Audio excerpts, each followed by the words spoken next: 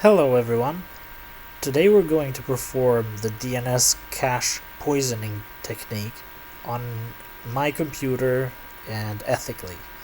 So to do that, let's start by going to this PC, go to your drive where your operating system is installed, in this case it's C, go to Windows and scroll down to System 32. Once you get there, open it up and go to drivers. Once you find the drivers folder, go to the etc folder, and here you will see a file called hosts. Once you select this and open it up in Notepad, you will see all of this information. This sign, the hash sign, basically means it's commented out. So currently we don't have anything active here.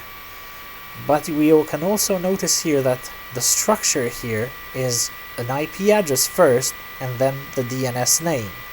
So we're going to be doing the same thing. We're going to be transferring the DNS name, the domain name of Cisco, namely cisco.com, towards another IP address, which we're going to choose a website called x.com, which is maintained by Elon Musk, and it used to be PayPal before. So let's do that. Go to CMD, go to your start button and write CMD to open command prompt. Once you do that, you can use the ping command to write ping x.com. This will allow you to see the IP address of x.com, and you can click Ctrl+C to copy this. And once you do that, you're able to paste it in the document.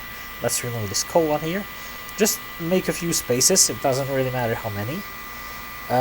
Just write here cisco.com. So in this case we're relating, whenever we go to cisco.com, we will actually be transferred to x.com. So let's save this. Once you save this, you will notice that we will have to save this file in the desktop or anywhere else.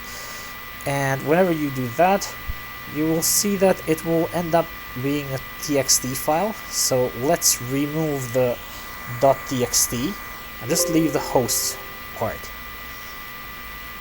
Once you do that, let's change the actual host file and write hosts1. This will be here for backup, so just click on yes, and now we can easily move this hosts file to the directory. Once we do this, we can now begin the experiment. Let's open up Chrome and go to cisco.com. Once we do this, we're actually transferred to this website.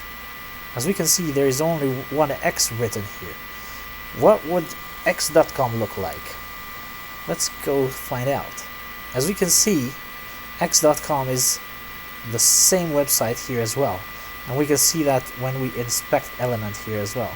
There is only an X in the website here, and the same goes for cisco.com, just an X here.